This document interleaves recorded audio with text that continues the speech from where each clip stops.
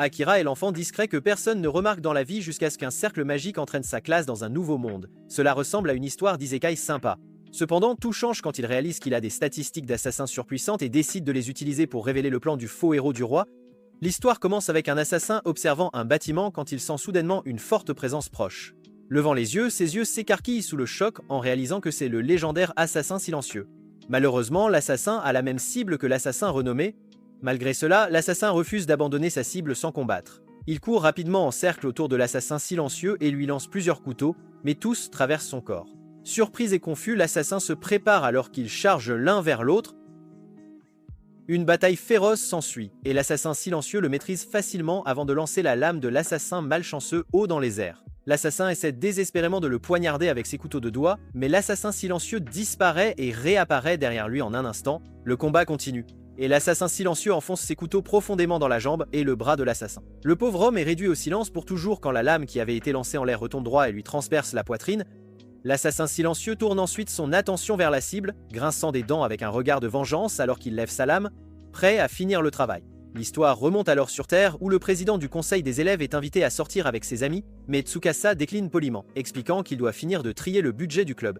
Pendant ce temps, une fille nommée Shiori est occupée à coudre la veste d'un camarade de classe et reçoit des éloges pour toujours aider les autres. Autour de la salle de classe, les élèves discutent et rien, à l'exception d'un solitaire discret nommé Akira Oda, qui est assis seul, mangeant du pain tout en lisant un manga.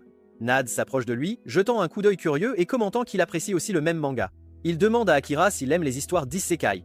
Mais le solitaire répond avec désinvolture qu'il lit juste tout ce qu'il peut trouver gratuitement.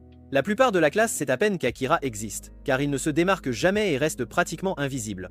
Chaque fois que quelqu'un essaie de lui parler, cela semble irréel pour Akira. Ce qu'il ne savait pas, c'est que cela allait changer pour toujours. De nulle part, son téléphone s'éteint soudainement, et tout le monde dans la classe se lève, confus. Shiori panique et crie avec le reste de la classe alors qu'un cercle magique lumineux se forme au-dessus de leur tête. En un instant, le cercle s'active, et toute la classe est transportée dans un mystérieux monde Isekai.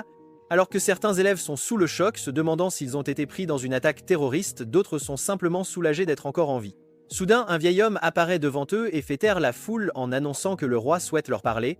Quelques élèves soupçonnent qu'il s'agit d'une sorte de cosplay élaboré et commencent à protester avec confusion, exigeant de savoir ce qui se passe. Le roi s'avance alors et explique qu'ils ont été invoqués dans un monde connu sous le nom de Morrigan, au sein de la plus grande nation du continent humain appelée Redis. Il leur dit que leur royaume vit dans la peur constante d'une invasion démoniaque, c'est pourquoi ils ont invoqué des héros d'un autre monde pour vaincre le seigneur démon. Nads est ravi car il a toujours aimé les histoires d'isekai. Et même Akira ressent une étrange étincelle d'excitation. Le vieil homme s'approche alors et explique que parmi eux, un seul sera choisi comme le véritable héros. Il instruit les élèves de placer leurs mains une par une sur un cristal lumineux. Dazu se précipite avec enthousiasme le premier, posant sa main sur le cristal, et le vieil homme lui dit d'imaginer son statut dans son esprit. Le cristal identifie Daesu comme un dresseur, et le vieil homme l'assure de ne pas s'inquiéter car ses capacités dépassent déjà celles des gens ordinaires dans ce monde, ce qui signifie qu'il a un grand potentiel pour devenir un champion. Ensuite, Yuki s'avance et se révèle être une mage de dissipation, suivie de Tomoyasa, qui s'avère être un chevalier, puis de Shiori, dont le rôle de guérisseuse correspond parfaitement à sa personnalité douce et attentionnée. Alors que les autres s'impatientent, le vieil homme leur dit qu'ils peuvent vérifier leur statut en criant « statut » à voix haute sans toucher le cristal. Nanaise s'avère être une mage du vent, tandis qu'Akira devient un assassin. Quand Akira jette un coup d'œil aux autres statues, il remarque quelque chose d'étrange, car ses statistiques semblent être brisées, dépassant de loin celles de tous les autres, presque comme si elles étaient buggées. Pendant ce temps, c'est le tour de Tsukasa, et comme prévu, le président de classe s'avère être le héros dont la puissance d'attaque est déjà le double de celle d'un soldat pleinement entraîné dans ce monde. Alors que tout le monde admire le héros, Akira est troublé par le fait que ses propres statistiques sont encore plus élevées que celles de Tsukasa. Alors que le nombre d'élèves restants diminue et que son tour approche, Akira commence à se méfier de l'histoire concernant le Seigneur Démon. Bien qu'il n'ait aucune raison concrète d'en douter, quelque chose ne va pas. Alors il décide d'être prudent. En parcourant son tableau de compétences, il trouve une compétence appelée présence dissimulée, qu'il active et disparaît juste avant son tour. Une fois que le vieil homme a fini d'enregistrer les statistiques de chacun, il leur ordonne de se reposer dans leur chambre, et Akira les suit silencieusement à distance. Levant les yeux, il aperçoit une caméra cachée et réalise qu'ils sont surveillés, ce qui confirme son soupçon que le roi cache quelque chose. Alors qu'il part, le commandant royal, Saron Mitre, jette un coup d'œil dans sa direction et sourit. Cette nuit-là, Akira trouve une vieille pièce abandonnée et rouillée dans le château et décide d'y rester pour la nuit, mais sort plus tard pour recueillir des informations. Alors qu'il sort et contemple le paysage, il réalise qu'ils ont vraiment été transportés dans un autre monde. Testant ses capacités, il saute par-dessus les toits et est impressionné par sa force physique, se demandant si c'est le genre d'amélioration souvent décrite dans les histoires de grottes de glace qu'il a lues. Soudain, il entend une conversation et décide d'écouter aux portes. S'approchant furtivement, il aperçoit la princesse parlant avec le roi, qui lui ordonne de tenir les élèves invoqués éloignés des archives afin qu'ils ne découvrent pas trop de choses sur ce monde et ne deviennent pas des obstacles à son plan. Akira ne peut pas distinguer tous les détails, mais il est certain que le roi prépare quelque chose de mal. Il tire sa dague, envisageant d'assassiner le roi sur le champ, mais il renonce et se retire pour éviter d'attirer l'attention. Le lendemain matin, pendant que tout le monde prend son petit déjeuner, Akira les rejoint discrètement tout en restant dissimulé, observant le groupe et débattant s'il devrait les avertir de ce qu'il a entendu, bien qu'il doute que quiconque le croie. À ce moment-là, Tsukasa se lève et s'adresse à la classe, disant qu'ils sont devenus plus forts, et qu'il est de leur devoir d'aider les habitants de ce monde. Il annonce son intention d'accepter la quête de subjugation du roi démon et demande à tout le monde de le rejoindre.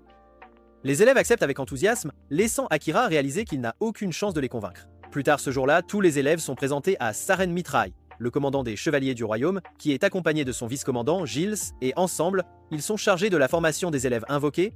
Saran les informe que leur entraînement dure un mois, après quoi ils seront emmenés au labyrinthe souterrain pour leur première mission. Pendant que les autres écoutent attentivement, Akira reste caché à proximité, observant tout et décidant que pour l'instant, il est préférable de se concentrer sur la collecte d'informations. Pendant ce temps, Saran dit à Gilles de gérer les choses en son absence et s'éclipse. Akira se dirige finalement vers la fontaine du château, ignorant que Saran l'a suivi. Le commandant apparaît soudainement à ses côtés, lui demandant s'il cherche quelque chose, ce qui surprend Akira, qui se demande si sa compétence de dissimulation a une limite de temps.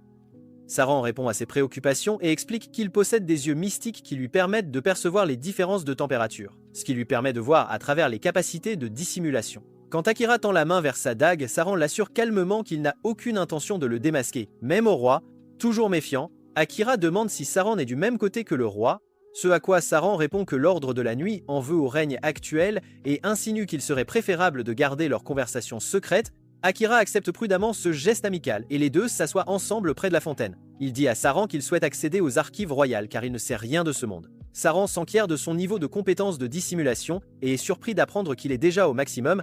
Quand Akira admet que ses autres compétences sont encore au niveau 1 et qu'il n'a aucune idée de comment les augmenter, Saran sourit et promet de lui enseigner personnellement comment les maîtriser. Pour une raison quelconque, Akira se sent sincèrement excité, mais au fond de lui, il reste inquiet de trouver un moyen de retourner sur Terre où vit sa famille. Il demande au commandant Saran s'il connaît une méthode pour retourner dans son monde, mais comme prévu, le commandant secoue la tête, expliquant qu'il n'en a aucune idée et conseille à Akira de se concentrer sur le fait de devenir plus fort pour l'instant. Saran promet de le former pour en faire un assassin de premier ordre et, en retour, demande au garçon de partager des connaissances sur son propre monde. Akira accepte, et après une poignée de main ferme, leur entraînement commence officiellement. Au cours des jours suivants, Saran explique divers aspects de ce monde, lui parlant de l'existence des elfes et des hommes bêtes, chacun vivant sur ses propres continents séparés. Il soumet Akira à des exercices difficiles, et quand le garçon se plaint, Saran explique patiemment que si les niveaux de classe augmentent en combattant des monstres, les niveaux de compétences s'élèvent grâce à un entraînement persistant. Pendant leurs exercices, Akira parle de la vie sur Terre, partageant des histoires sur les avions et la technologie sans fil, ce que le commandant trouve fascinant. Akira admet que ces choses lui semblaient autrefois si ordinaires qu'il ne leur avait jamais accordé d'importance, mais maintenant qu'il n'y a plus accès, il réalise à quel point elles lui manquent. Alors que le mois passe, Jules s'approche de Saran, se plaignant de la difficulté d'entraîner tout le groupe seul pendant que Saran était occupé à enseigner à Akira. Saran le repousse, disant que le gamin est bien trop intriguant pour être ignoré, et ajoute que d'après ce qu'il a appris, Akira vient du même endroit que le premier héros connu sous le nom de Japon. Quand Saran mentionne que le gamin a sa compétence de dissimulation au niveau maximum, Jules est visiblement surpris car c'était un exploit seulement jamais réalisé par le premier héros. À ce moment-là, Akira entre, tenant un livre, et admet qu'il s'est faufilé dans les archives pendant la nuit pour lire. Il pose le livre sur la table, s'enquérant de son contenu, et découvre que le chef-d'œuvre a été écrit par le commandant lui-même. Le commandant explique que le roi actuel est un dirigeant corrompu qui cherche à tordre les lois naturelles du monde pour sa propre ambition, peu importe le nombre de vies perdues. En entendant cela, Akira serre les poings et confesse qu'il était à 2 doigts d'assassiner le roi le jour même de l'invocation, mais a finalement hésité. Saran pose une main sur son épaule et lui dit qu'être étiqueté assassin ne signifie pas qu'il doit vivre comme tel. Akira rit doucement et acquiesce, disant que sa mère et sa sœur pleureraient si elles apprenaient qu'il était devenu un meurtrier. Le commandant l'assure qu'il croit qu'Akira survivra et trouvera un moyen de revenir. Quand Akira demande curieusement pourquoi Saren lui fait confiance si facilement, le commandant sourit et explique que c'est parce que le garçon a montré une prévoyance et un sang-froid remarquables. Il souligne comment Akira a remis en question la situation et a agi avec prudence dès le moment de l'invocation, plutôt que d'accepter aveuglément ce qu'on lui disait, ce qui prouve son potentiel en tant que personne qui pense au-delà de ce que les autres peuvent voir. Akira se confie sur le fait qu'il avait toujours été un personnage de second plan depuis l'enfance, quelqu'un qui se fondait dans la foule et était à peine remarqué par quiconque. Recevoir de véritables éloges pour la première fois lui procure un sentiment de chaleur. Alors que l'histoire progresse, Le groupe de héros invoqués est escorté vers le labyrinthe, où une grande foule les acclame avec admiration. Au milieu du bruit, Akira remarque une mystérieuse silhouette encapuchonnée qui fixe le groupe de loin. Il apparaît à ses côtés, surprenant la femme et lui demande ce qu'elle regarde.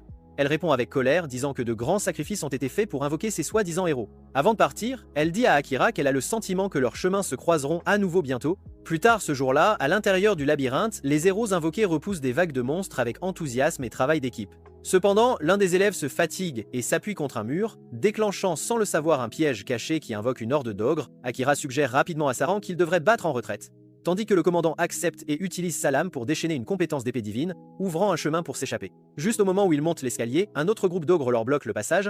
Tsukasa, le héros, commence à paniquer avant de se souvenir de la bombe fumigène que la princesse lui avait donnée pour les urgences. Il la lance vers les ennemis et sourit de soulagement, seulement pour que ce soulagement disparaisse alors qu'un minotaure massif, au-delà de leur capacité, émerge de la brume. Agissant par instinct, Akira s'élance et tente de poignarder la bête, mais à son grand choc, sa dague se brise au contact de la peau épaisse de la créature. Akira trouve le héros dans un état misérable et essaie de lui faire comprendre qu'il n'a pas besoin de protéger tout le monde et devrait aussi compter sur les autres. Akira réalise vite que quelque chose est anormal et appelle Yuki, la mage de dissipation. Il lui demande de jeter son sort sur lui et le héros semble avoir été maudit. Akira se précipite et dit au commandant qu'il souhaite utiliser sa compétence spéciale. Saran approuve et aide à distraire la bête en utilisant un éclair sur elle, pendant qu'Akira se place derrière le monstre et active sa magie des ombres. Une magie sombre apparaît sous notre garçon, et il la dirige vers le Minotaure. Des tentacules en sortent, et juste au moment où la bête se libère du choc de la foudre, les tentacules sombres transperçant son corps.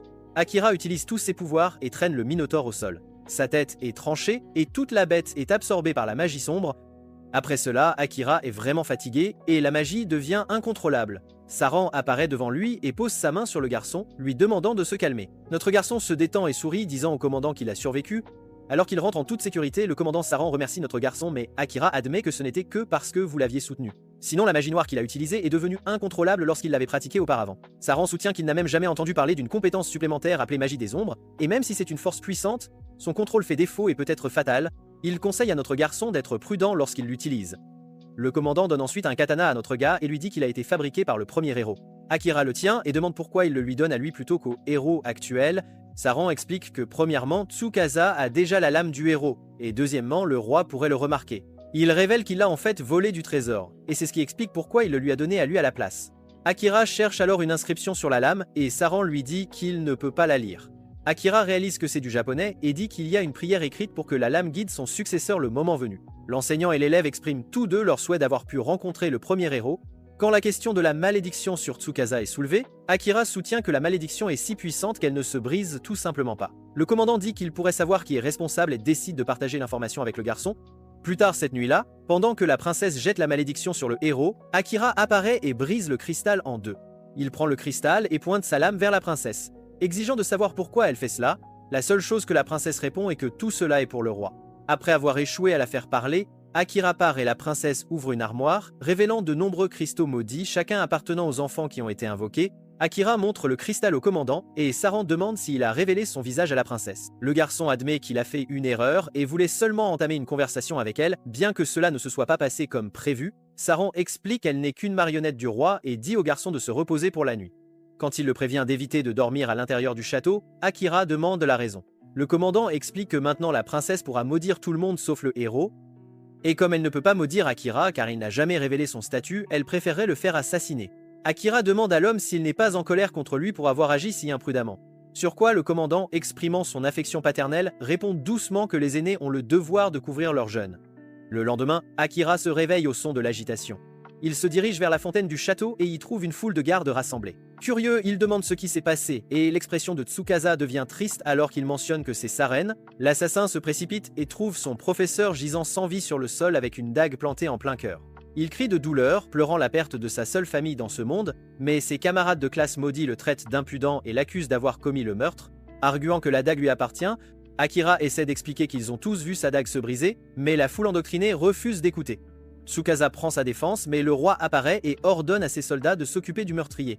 Tandis que la princesse rit, Akira active alors présence dissimulée et disparaît de la scène en un instant. Il appelle Jules, qui recule légèrement et l'informe que les responsables sont l'escouade d'assassins directs du roi, connue sous le nom des Corbeaux de la Nuit. Il lui dit qu'ils sont maintenant à ses trousses. Jules lui ordonne de prendre son équipement de voyage dans la chambre du commandant et de s'échapper immédiatement. Akira suit les instructions et se demande si Saran avait déjà anticipé ce résultat. Cette nuit-là, le roi tient une audience avec la princesse et remarque qu'il ne s'attendait pas à ce que le commandant tombe si facilement. La princesse rapporte que la malédiction sur tout le monde sauf le héros est terminée. Il prévoit de faire la guerre au royaume de l'Est et d'utiliser les héros invoqués comme des pions jetables. Le roi est confiant qu'Akira mourra quelque part dans la forêt, mais pour assurer sa sécurité, il ordonne à la princesse d'envoyer les corbeaux de la nuit le poursuivre. Pendant ses jours d'entraînement, Saron avait dit à Akira que le meilleur endroit pour se cacher quand on était poursuivi était le labyrinthe, bien que le seul problème là-bas serait une pénurie d'eau.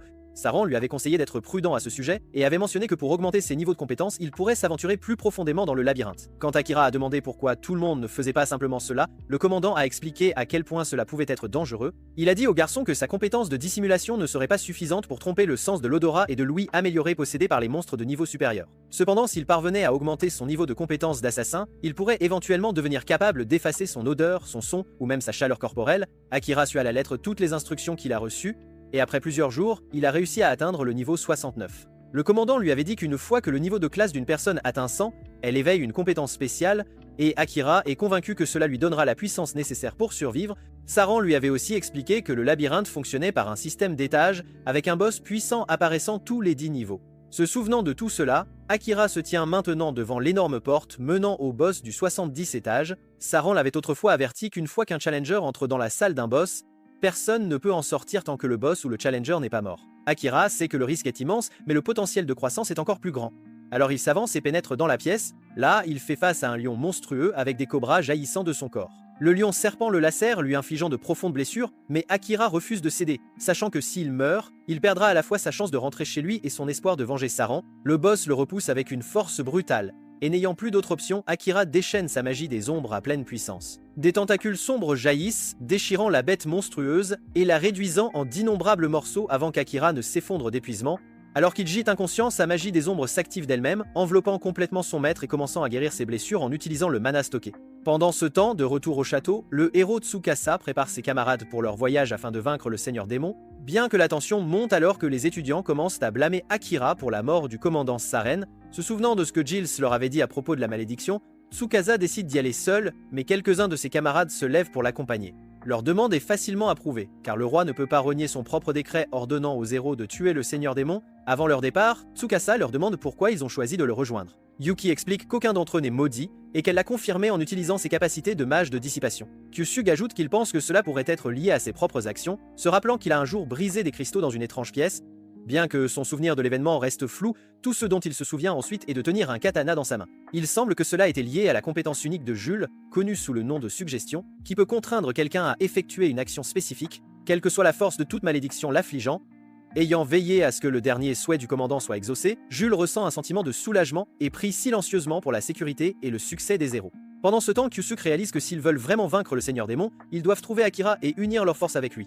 Il regrette profondément de ne pas s'être exprimé plus tôt et se reproche d'être resté silencieux sous l'influence de la malédiction. Ses pensées dérivent vers un souvenir de leur temps sur Terre, quand il a découvert qu'Akira occupait des petits boulots à temps partiel et mal rémunérés. Akira lui avait demandé de ne le dire à personne, surtout pas à sa jeune sœur Yu, car il ne voulait pas qu'elle s'inquiète pour lui. Au cours de cette conversation, les deux garçons ont découvert que leur sœur était en fait de proches amis. L'histoire revient alors à Akira, qui reprend conscience après s'être remis de ses blessures. Coïncidence, il avait lui aussi bu de Kyushu et peut silencieusement espérer que son ami était en sécurité.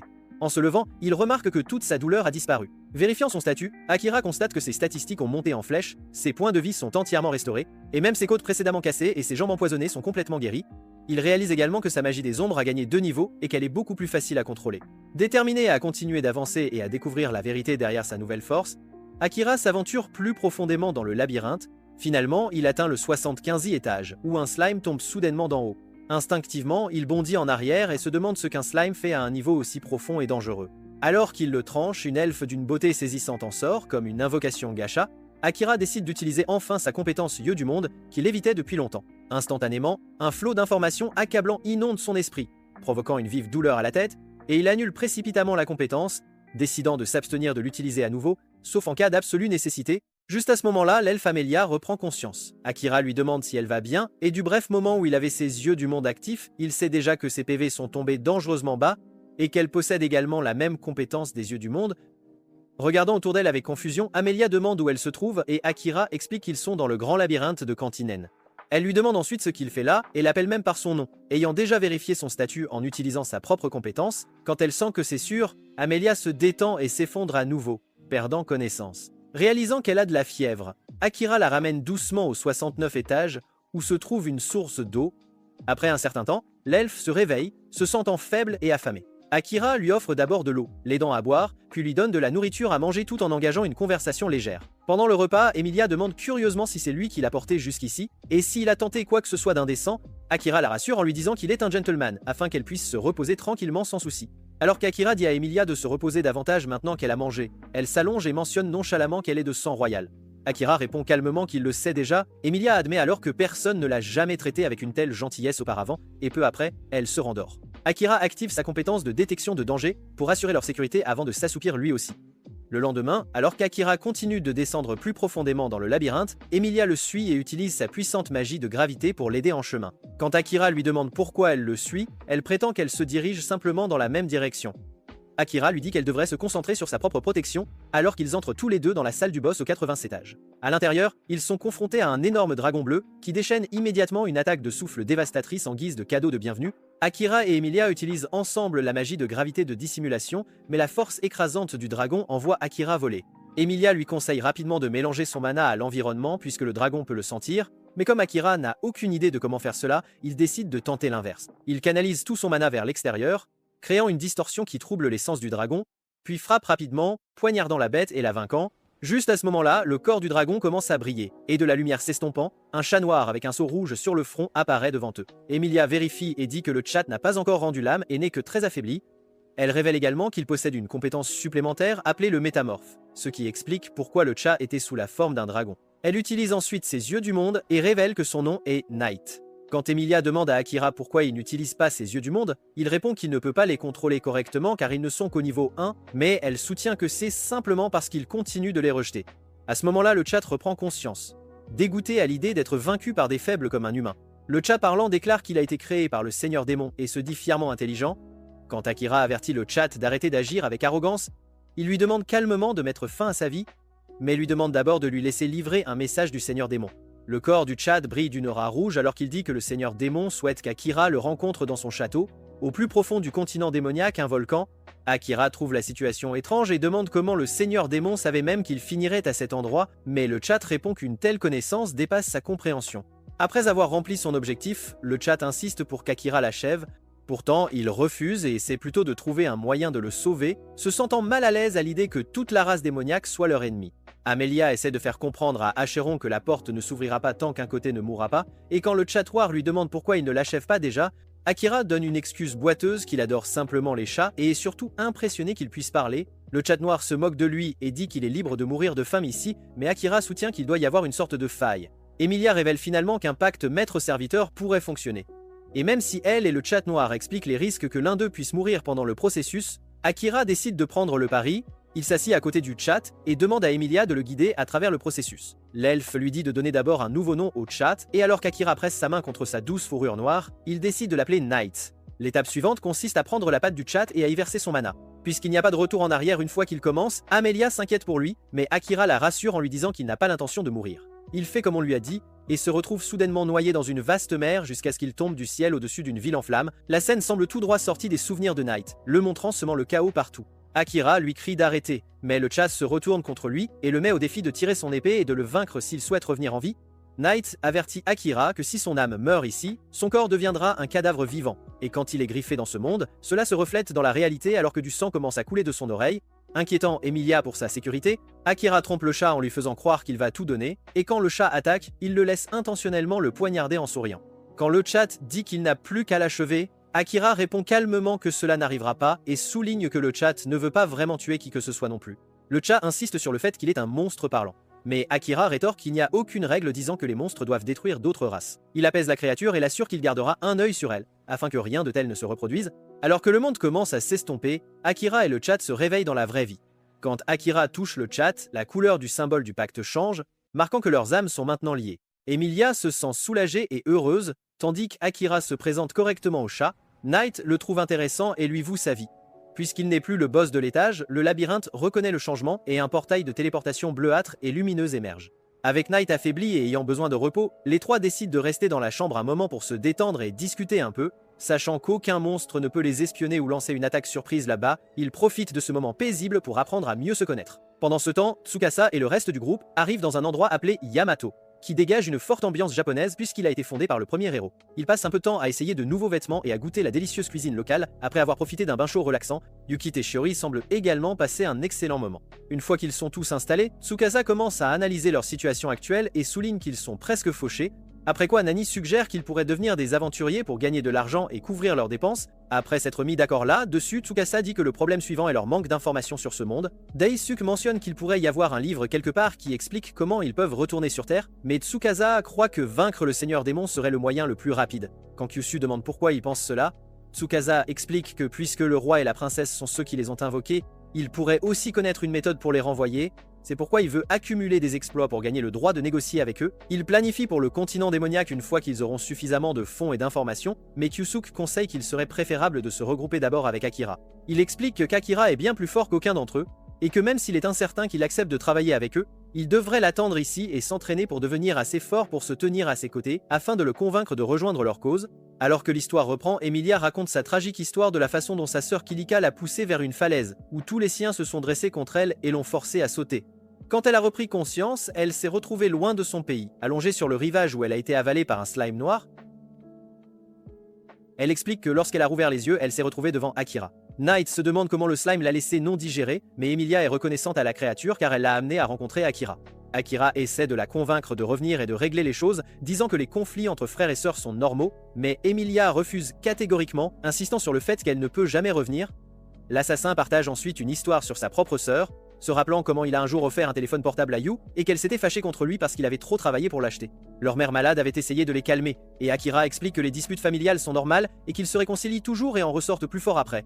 Quand Knight souligne que la famille d'Akira est toujours dans l'autre monde, Akira admet qu'il veut revenir, mais qu'il a d'abord quelque chose dont il doit s'occuper. Il parle de venger la mort de Saran qui lui a tout donné, et regrette que le commandant puisse encore être en vie sans lui.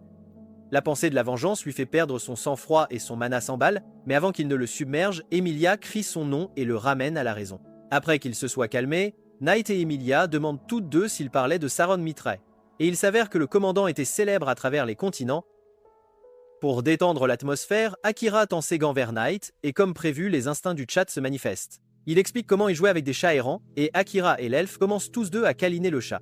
Knight dit à son maître d'être un peu plus sérieux, lui rappelant que leurs âmes sont maintenant liées, et si l'un d'eux devait mourir, l'autre mourrait aussi. Cependant, comme effet secondaire de ce lien, ils acquièrent l'avantage de pouvoir communiquer entre eux, quelle que soit la distance qui les sépare. Emilia devient jalouse, souhaitant avoir été celle qui a partagé son âme avec Akira au lieu du chat. Après s'être reposé, le groupe se dirige vers le cercle bleu. Emilia explique que selon la mythologie, un cercle bleu pâle a le potentiel d'emmener quelqu'un où il souhaite aller. Elle ajoute que si plusieurs personnes l'utilisent, il choisira aléatoirement une personne et la téléportera à la destination qu'elle désire.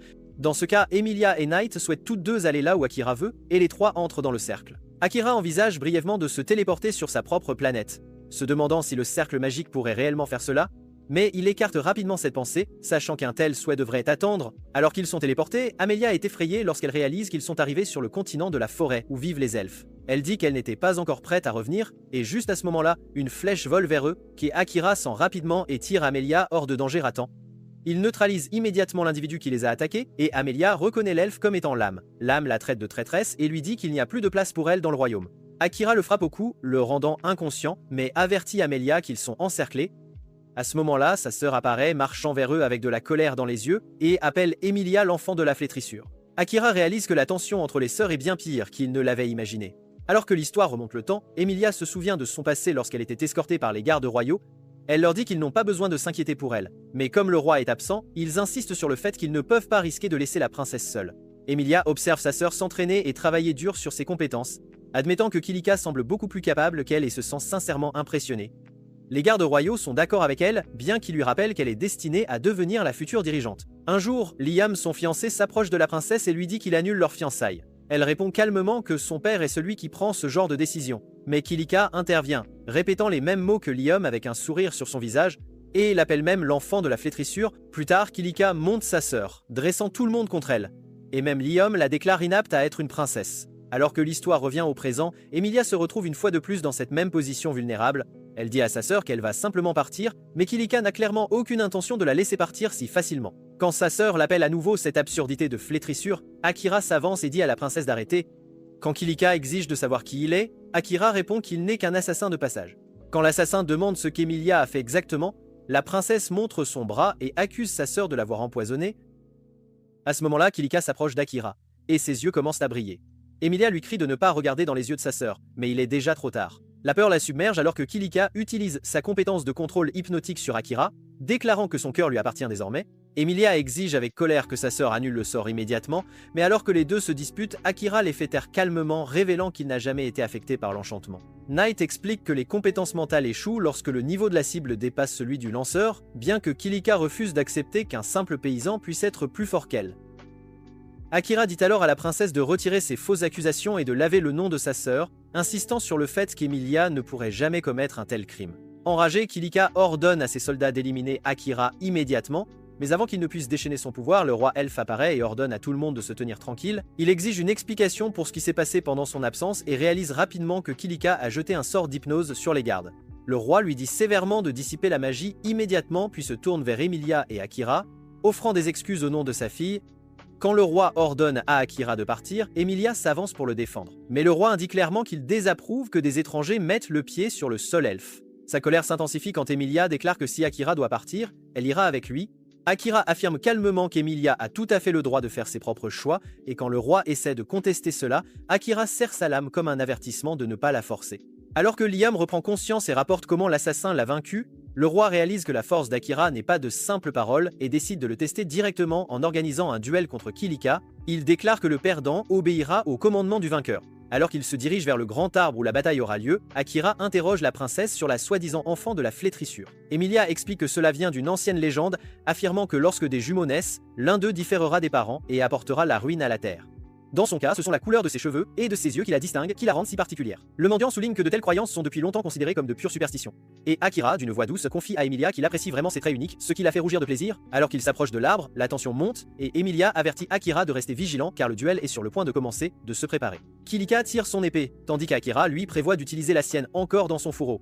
Et lorsque Kilika le lui fait remarquer, il la nargue en lui disant qu'elle ne voudrait pas qu'il la tue accidentellement, n'est-ce pas? Le roi donne le signal du début du duel, et peu importe les efforts acharnés de Kilika, Akira s'échappe comme une ombre, esquivant chacune de ses attaques avec une facilité déconcertante. Akira joue ensuite avec elle pendant un certain temps, mais la jeune femme très sérieuse utilise alors sa magie d'amélioration secrète, son atout, qu'elle a perfectionné au fil des ans.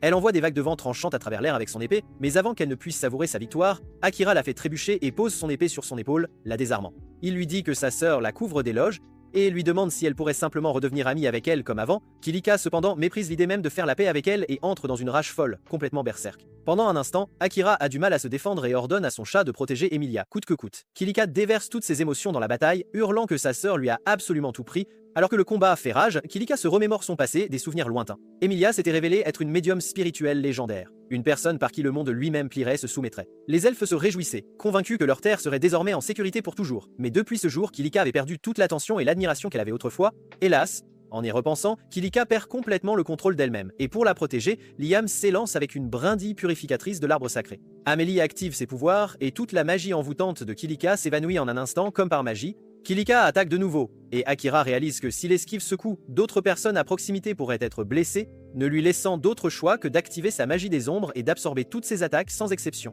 Comme prévu, la compétence commence à tout consumer dans sa portée, y compris la princesse elle-même, mais Akira la rappelle juste à temps et ordonne aux ombres de le dévorer lui. À sa place, l'énergie sombre tourbillonne autour de lui, couvrant tout son corps et formant une aura qui ressemble étrangement à la magie d'amélioration des ombres, une puissance incroyable. Lorsque Kilika charge une fois de plus, Akira dévie son attaque avec une facilité déconcertante, la projetant à travers le champ de bataille. Alors que son épée lui échappe des mains, Liam et Emilia s'avancent tous les deux. Il devient évident que Liam n'avait jamais été sous son sort envoûtant, pas une seule fois, et lorsque Kilika s'écrie suppliant d'être puni pour ses péchés, le roi déclare solennellement que c'est lui en réalité qui mérite la punition. Le vieil homme admet qu'Emilia n'a jamais rien volé à sa sœur, mais que c'est lui en fait qui est responsable de lui avoir tout pris. Le roi lève le sort de blocage de mémoire qu'il avait placé sur Kilika, lui restaurant ainsi ses souvenirs perdus, ses souvenirs d'antan. Kilika se souvient comment elle s'entraînait autrefois à l'intérieur du donjon, où elle n'était autorisée à s'aventurer que jusqu'au 3e étage, pas plus loin. Lors d'une de ces sessions, une mystérieuse figure lui a tendu un orbe verdâtre, affirmant que cela l'aiderait à devenir plus forte en invoquant de puissants monstres, des créatures redoutables.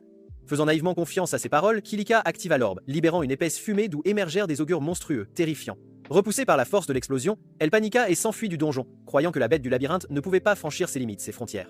Cependant, à son horreur, les augures s'échappèrent d'une manière ou d'une autre, menaçant la sécurité de son peuple, de tous les siens. Réalisant le danger imminent, Kilika se précipita pour les arrêter et lutta désespérément contre les gobelins et les ogres. Liam et les autres vinrent la défendre, mais dans le chaos, le pauvre garçon fut impitoyablement tué par l'un des gobelins juste sous ses yeux. De retour au présent, le vieil homme dit à sa fille que Liam est en fait mort ce jour-là, et qu'ils n'ont eu d'autre choix que d'effacer ce souvenir de son esprit, de sa mémoire. Il explique que c'est Emilia qui a sauvé tout le monde grâce à son incroyable maîtrise des sorts, créant 2 puissants sorts connus sous le nom de magie de gravité et de résurrection.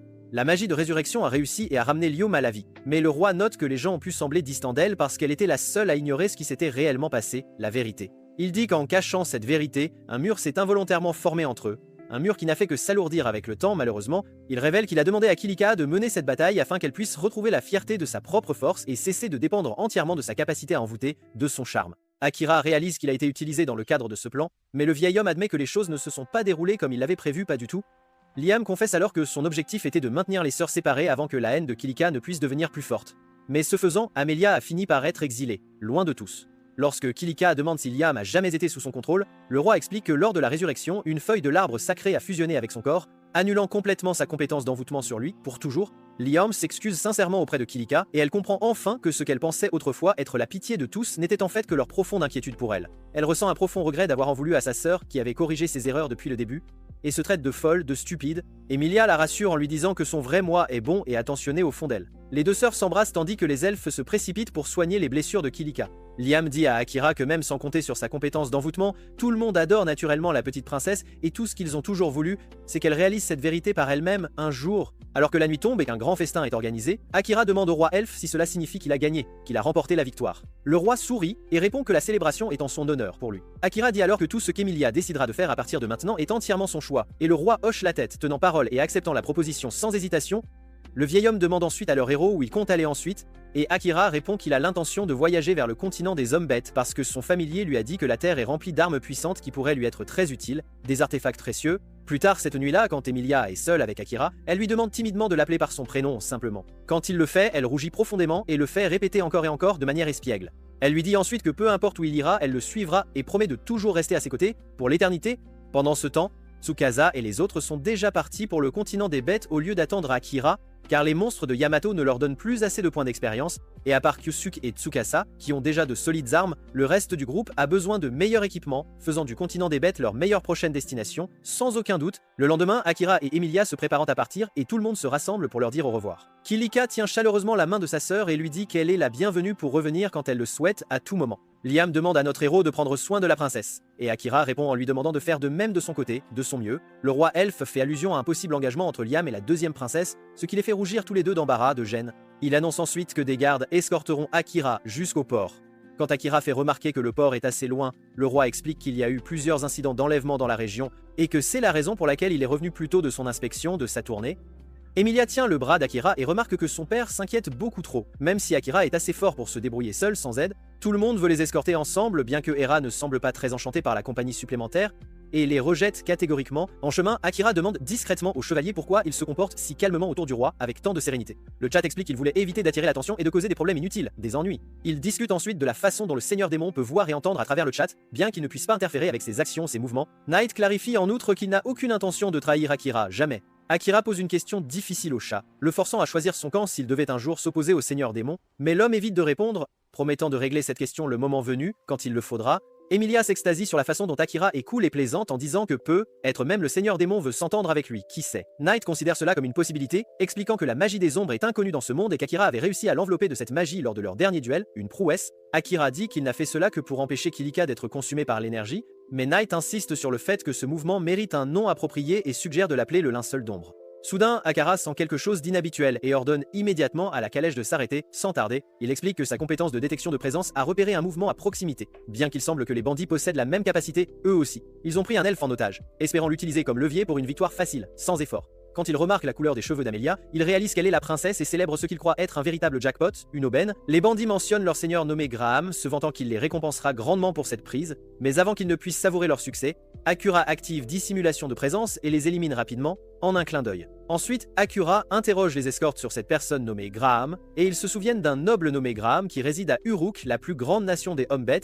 Akura ordonne aux escortes de livrer les bandits capturés au roi elfe, et quand ils protestent qu'ils sont censés accomplir leur devoir d'escorte, Knight leur dit que la mer est déjà proche, tout près. Bientôt, le trio atteint le port et parvient à sécuriser un navire pour leur prochaine destination. Sans encombre, alors qu'ils montent à bord, Akira partage son plan de monter de niveau et de réparer ses armes une fois qu'ils auront atteint le nouveau continent, une fois arrivés. Emilia demande curieusement s'il veut toujours devenir plus fort, et Akira admet que son objectif est de devenir aussi puissant que possible afin de pouvoir venger Saran, sa bien-aimée. Meg mentionne un labyrinthe situé en ville qui pourrait l'aider à gagner de l'expérience, mais dit aussi qu'il préfère se reposer car le voyage à venir est long, très long. Emilia, quant à elle, est ravie car c'est sa première fois qu'elle voyage par la mer, une grande aventure. Elle s'imagine regarder les couchers de soleil et observer les étoiles aux côtés d'Akira, mais au lieu de partager son enthousiasme, il passe la plupart de son temps plongé dans des livres absorbés. Apparemment, le père d'Amelia lui avait offert une collection entière, et Akira a maintenant l'intention de les lire tous sans exception. Tout au long du voyage, Amelia fait de son mieux pour profiter de l'expérience, pourtant tout ce qu'Akira fait est de lire ou de faire la sieste, reconnaissant à peine ses tentatives de conversation, ses efforts. Quand ils arrivent enfin à Uruk, Akira remarque que seuls les humains font tout le travail difficile tandis que les Umbet errent librement, sans contrainte. Alors qu'ils traversent les rues, un groupe d'Umbet s'approche et exige qu'Akira leur remette la jeune elfe, sans discuter. Ne voulant pas attirer une attention inutile, Akira utilise immédiatement sa magie des ombres pour les aveugler temporairement, neutralisant la menace sans créer de scène, sans faire de grabuge. Alors qu'ils se promènent en ville, Akira remarque à quel point tout le monde semble mal à l'aise autour d'eux, tendu. Amelia demande discrètement à Knight si les gens ne l'aiment pas ou quelque chose, et le chat répond que les habitants de ce continent ont toujours détesté les chats noirs depuis des lustres. Réalisant qu'il doit y avoir une longue histoire derrière tout cela, Akira décide de ne pas insister davantage et se dirige plutôt vers un hôtel voisin, tout proche. En chemin, la même fille qu'avant espionne Akira, Dobby reste complètement inconscient de sa présence, de son existence. Après avoir dîné, le groupe monte dans sa chambre pour se reposer pour la nuit, tranquillement. Même s'il y a 2 lits séparés, Amelia insiste pour partager le même, laissant Akira maladroitement silencieux tandis que Knight s'éclipse, disant qu'il a des affaires privées à régler, des choses importantes. Plus tard, quand Amelia sort de la douche, Akira fait semblant de dormir pour éviter toute gêne, ce qui fonctionne juste assez bien pour lui épargner d'autres embarras, d'autres situations délicates. Le lendemain matin, Knight revient et les informe qu'ils auront bientôt un invité, une visite. Peu de temps après, un homme nommé Crow, un forgeron, arrive et se réfère à Knight comme le cauchemar des Doria, un nom terrifiant. Knight présente Crow comme la raison pour laquelle il a amené Akira sur le continent des bêtes, expliquant que Crow est le meilleur forgeron du monde entier, sans égal. Akira lui tend son katana demandant des réparations et demande également une vingtaine d'armes de lancer, des couteaux. Crow accepte mais exige un prix exorbitant pour le travail, une somme considérable. Knight explique que Crow faisait autrefois partie du groupe du précédent héros, ce qui rend son expertise inégalée absolument unique. Laissant derrière lui une facture détaillée, Crow prend l'arme d'Akira et lui dit de le contacter une fois qu'il aura rassemblé suffisamment de fonds et de matériaux, les ressources nécessaires. Knight rassure Akira en lui disant que cet homme est le seul capable de manipuler son katana, bien que ce qui inquiète Akira c'est comment il va gérer le paiement et les ressources requis, une tâche ardue. Knight conseille à notre héros de se rendre au donjon pour régler la question du paiement et en mentionne un appelé brut, bien qu'il avertisse que le donjon est restreint par le rang d'aventurier, une contrainte. Akira ne s'en soucie pas vraiment car il est sûr qu'il trouvera une solution de toute façon, quoi qu'il arrive. Juste à ce moment-là, Emilia part après Crow qui n'a pas dit grand-chose et notre garçon dit à Meg de la suivre pendant qu'il fait des recherches avant de se rendre lui-même au donjon. Emilia trouve le forgeron et commence à parler du groupe du dernier héros, disant que seul le héros et les hommes bêtes ont survécu, les seuls rescapés. Crow suppose qu'elle doit être là pour le blâmer pour l'elfe de leur groupe qui n'a pas survécu, mais Amelia le surprend avec une demande inattendue, lui demandant de lui apprendre à se battre, à manier les armes. Crow refuse immédiatement, disant qu'il a juré de ne plus jamais prendre d'apprenti parce qu'ils finissent soit morts, soit par s'enfuir, sans exception. Amelia insiste sur le fait qu'elle ne fera ni l'un ni l'autre et exprime à quel point elle veut se battre aux côtés d'Akira, expliquant à quel point elle est faible en comparaison, si fragile. Quand elle n'écoute toujours pas, Crow appelle Knight et lui rappelle qu'il n'a accepté de s'occuper que de la partie forge, rien de plus. Knight dit qu'Emilia n'est pas son maître et dit aussi à l'homme bête d'arrêter de l'appeler le cauchemar d'Idoria, un nom qu'il déteste. Quand Emilia demande curieusement si son ancien nom n'était pas Chat Noir, Knight commence à raconter une histoire d'il y a 100 ans, disant qu'à l'époque, Edoria était la ville la plus prospère de tout le continent des hommes bêtes, une cité florissante. Mais, en punition pour avoir envahi le territoire des démons, il lui fut ordonné d'attaquer cette même ville, sans pitié. Knight explique que sa mission originale n'avait été que d'intimider ceux au pouvoir, mais les choses ont horriblement mal tourné lorsque ses instincts monstrueux ont pris le dessus, et qu'il a perdu le contrôle complètement. Le chasse s'est transformé en un chien à 3 têtes comme Cerbère, et s'est déchaîné, noyant Adoria dans le chaos et le sang, une véritable catastrophe. À cause de ce jour, les habitants du continent ont commencé à l'appeler le cauchemar d'Adoria, et depuis lors, les chats noirs sont devenus un symbole de peur pour eux, une terreur. Akira écoute tranquillement puisque leurs pensées sont liées et réalise que tout ce qu'il entend est exactement ce à quoi il s'attendait, bien qu'au fond de lui, il aurait souhaité ne pas l'avoir entendu du tout. Jamais. Knight continue en disant que cette destruction non désirée était la raison pour laquelle il avait autrefois perdu la volonté de vivre, mais il soutient que les choses ont changé maintenant, et qu'une telle tragédie ne se reproduira plus tant que son maître veillera sur lui, le protégera. Il explique qu'il est maintenant devenu le familier d'Akira, et que son nom n'est plus le cauchemar d'Idoria, mais simplement Knight, la nuit. Crow explique qu'il n'a jamais gardé de rancune contre Knight pour ce qui s'est passé car il savait que le chat n'avait été qu'un outil au service du Seigneur Démon, rien de plus, mais le vrai rebondissement survient lorsque Crow révèle qu'il n'a même jamais cherché à se venger du Seigneur Démon parce que celui qui a vraiment assassiné sa sœur était quelqu'un d'autre, une autre personne. Alors que sa sœur tentait d'aider les gens après le désastre, elle a croisé le chemin du noble Graham Cluster, qui l'a écrasé sans merci, sans pitié. Amelia demande s'il a jamais vengé sa sœur, mais Crow dit qu'il croit qu'elle n'aurait pas voulu cela, car elle était bien trop gentille pour souhaiter la mort de qui que ce soit, de quiconque. Emilia le contredit, disant qu'il utilise juste la gentillesse de sa sœur comme excuse pour fuir le monde et éviter d'affronter sa douleur, sa souffrance. Les mots frappent fort et la colère de Crow s'enflamme, mais Emilia lui dit qu'elle était la même autrefois, fuyant ses propres sentiments jusqu'à ce qu'Akira lui montre à quel point elle se trompait, à quel point elle avait tort. Même alors, Crow refuse de la prendre comme apprentie et lui dit de partir, de s'en aller. Juste à ce moment-là, le chaos éclate alors que des monstres envahissent la ville et font des ravages, semant la destruction. Emilia intervient pour protéger les habitants en utilisant sa magie de gravité tout en demandant à Knight d'aider à sauver le reste, les autres. Alors qu'elle retient les démons, un étrange brouillard bleu se répand dans les rues, et de l'intérieur apparaît le même démon responsable de l'incident qui a failli endormir l'âme pour toujours, le plongeant dans un sommeil éternel. Il se présente enfin comme Aurum Tress et lui dit que le Seigneur Démon lui a ordonné de ne pas la laisser mourir, de la protéger. Aurum joue de sa flûte et remplit l'air de ce brouillard, grouillant de monstres avant d'enlever Emilia et de l'emmener avec lui dans les ténèbres. Pendant ce temps, Akira est occupé à abattre les bêtes de son côté quand Knight se connecte à lui pour lui expliquer ce qui s'est passé et s'excuse de ne pas avoir réussi à protéger Emilia, sa bien-aimée. Au moment où Akira l'entend, il sent sa poitrine se serrer et se met à courir, incapable de supporter l'idée que quoi que ce soit lui arrive, à elle. En chemin, il s'empare d'une lame et tranche toutes les créatures sur son passage jusqu'à ce que Knight le rattrape à nouveau, mais Akira lui dit de reculer alors qu'il active un sort appelé l'Enfer des Ombres. Ses émotions deviennent incontrôlables et il se perd dans une rage pure, contrairement à tout ce qu'il avait jamais ressenti sur Terre, absorbant chaque parcelle de magie et chaque monstre autour de lui dans l'obscurité sans fin. À ce moment-là, il réalise que pour la première fois depuis sa famille, il y a enfin quelqu'un de vraiment précieux pour lui, dans son cœur. Il pense à Emilia et s'effondre d'épuisement après avoir utilisé une magie aussi puissante, si dévastatrice. Knight se précipite pour vérifier son maître et la magie des ombres se réactive d'elle-même, forçant le mode de guérison exactement comme avant. Le linceul d'ombre enveloppe Akira, et il récupère son mana en quelques secondes seulement tandis que Knight observe en silence, stupéfait, la bouche ouverte, incrédule. Quelque temps plus tard, Akira se réveille sur un lit chez Crow et demande où il se trouve complètement désorienté. Knight explique qu'il l'a transporté ici après qu'il se soit effondré, inconscient. Akira apprend qu'il est resté inconscient pendant plus d'un jour et 5 heures, et qu'il a failli mourir à cause d'une grave déplétion de mana, une perte critique. Il demande ce qui s'est passé ensuite, et Knight lui dit que sa magie des ombres s'est réactivée d'elle-même, utilisant le mana stocké pour le guérir, le soigner. Le chat marmonne que tout ce phénomène défie toute logique et demande à son maître quel genre de magie c'est, une magie si étrange. Akira admet qu'il est tout aussi ignorant, et dit qu'ils le découvriront plus tard, car il y a une affaire plus urgente à régler, à gérer. Il se lève, sort de la pièce et remercie Crow de l'avoir laissé utiliser le lit, lui disant d'ajouter le loyer à sa note, à sa facture. Quand Crow voit Akira se préparer à partir, il demande si Akira sait même où chercher Emilia, soulignant qu'elle pourrait déjà être profondément à l'intérieur du territoire des démons à présent, très loin. Mais Akira ne ralentit pas d'un pouce et répond simplement que même si elle l'est, il n'hésiterait pas à y aller lui-même, sans peur. Crow dit à Akira de se calmer et lui rappelle que charger directement au combat contre des démons sans équipement approprié n'est rien d'autre qu'un suicide pur et simple, une folie. Akira serre les dents de frustration et soutient qu'il s'en sortira d'une manière ou d'une autre, mais Crow essaie de le convaincre et lui offre son équipement, ses armes. Il explique qu'il a divisé l'arme originale d'Akira en deux, disant que les dagues conviennent bien mieux à un assassin qu'une épée, et lui dit qu'il ferait mieux de le rembourser car il a couvert le coût des matériaux de sa propre poche, sans hésitation. Il tend ensuite à Akira une bague, disant qu'elle a été forgée soit par le deuxième, soit par le troisième héros, un artefact ancien. La bague porte une inscription ancienne qui dit qu'elle mènera celui qui la porte partout où il le souhaite, et quand Crow mime un air de lecture, il demande comment il a pu même la comprendre, cette langue oubliée. Akira répond que c'est écrit dans la langue de son monde. Crow explique ensuite que, comme l'indique la bague, elle possède le pouvoir de révéler l'emplacement de n'importe quel endroit désiré par celui qui la porte. Akira glisse rapidement la bague à son doigt et une lumière en émane, pointant vers la direction du labyrinthe des brutes. Crow dit qu'Emilia est toujours à l'intérieur du labyrinthe.